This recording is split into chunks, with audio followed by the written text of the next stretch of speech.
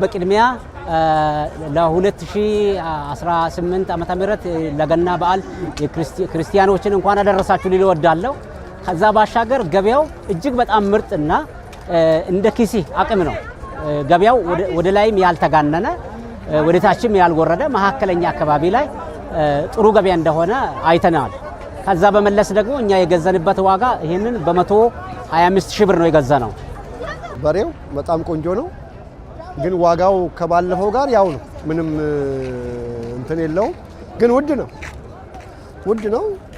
ግን ብዙም ባሁኑ ብዙ አልተጋነነም። ያው እንደባለፈው ነው የገዛነው። ቆንጆ በሬ ነው የገዛነው። እንግዲህ ለበዓል ቅርጫ ነው፣ አሪፍ ቅርጫ ይሆናል። ይሄ ለ6 ነው የገዛነው። ያው እንከፋፈለዋለን ግማሽ 140 ነው የተገዛው። በጣም ቆንጆ ነው። አቅርቦቱ ባለፈው አንፃር ሲታይ በጣም ብዙ ከብቶች ገብተዋል። እንደምታየው ጀላባው ሙሉ ተጨናንቋል። ከደላሎችም በነፃ ሁኔታ ደላሎችም ፌር አድርገው እየሰሩ ነው ያሉት። ከፊት ላይ ደላሎች መሀከል ላይ ገብተው ውድ ያስደርጉት ነበር። አሁን ግን ፌር በሆነ ሁኔታ ማህበረሰቡ እየተገበያየን እንገኛለን። 120,000 ብር ስንገዛ ያው እኛ ለ8 ሆነን አዋተን ሼር አድርገን ትርፍም አይደለም ላዋተን ያው በዓሉን ለማክበር ነው። አምናውን በ80 የሚገዛው ዘንድሮ 120 110 እስከ 105 እኔ አሁን 105 ነው የገዛው። ያው በጓደኛ ተደራይተን አዋይተን ለ6 ለመካፈል ነው። ትርፍ የሌለው በዛው ያራጅ ከፍለን ለ6 እንካፈላለን ማለት ነው። የገና ገበያ አቅርቦት በሽም አቅርቦት በደንብ አለ። ነገር ግን ዋጋ ትንሽ ጨመር አድርጓል። ባሁኑ ጨመር አድርጓል፣ ግን ግብአት በደንብ አለ።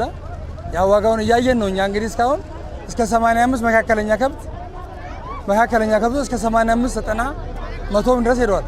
የወረደው እስከ 98,000 ብር አካባቢ ላይ ያለ፣ ከፍ ያለው ደግሞ እስከ 130፣ ከዛም ደግሞ ወደ ላይ የወጣው ደግሞ እስከ 180,000 እስከ 200,000 ወደዚህ አካባቢ ደርሷል።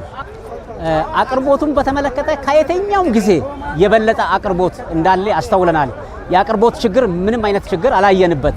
ከባለፉት ጊዜያት ሁሉ የተሻለ አቅርቦት እንዳለው አስተውለናል።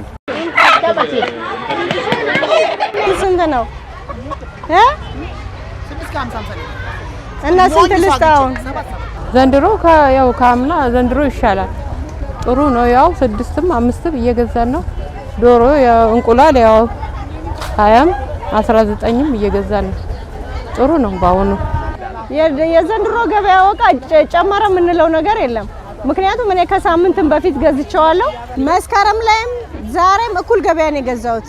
ምክንያቱም እኔ ብዙ ሰዎች ስለሚልኩኝ አጥቤ ስለማስረክባቸው መስከረም ላይም ወደ 20-30 ዶሮ ገዝቻለሁ። የተጋነነ ገበያ ያላየውም ዛሬም እኩል ነው። ይሄ 1200 ነው የገዛሁት። 6 1200 ብር ነው የገዛሁት እና ጥሩ ነው። ሽንኩርትም ያው 40 ብር ገባልን። ጥሩ ነው።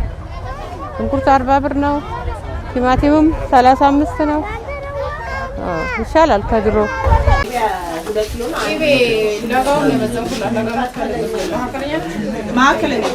ቅቤ ኪሎ 1,500፣ አይብ ደግሞ ኪሎ ነው 600 ነው የገዛሁት። ባለፈው ቅቤ 1,300 ነው የገዛሁት። አሁን 1,500 ከ200 ጨምሯል ማለት ነው። አይብ እንኳን ግማሽ ነው የገዛሁት 300 ነው።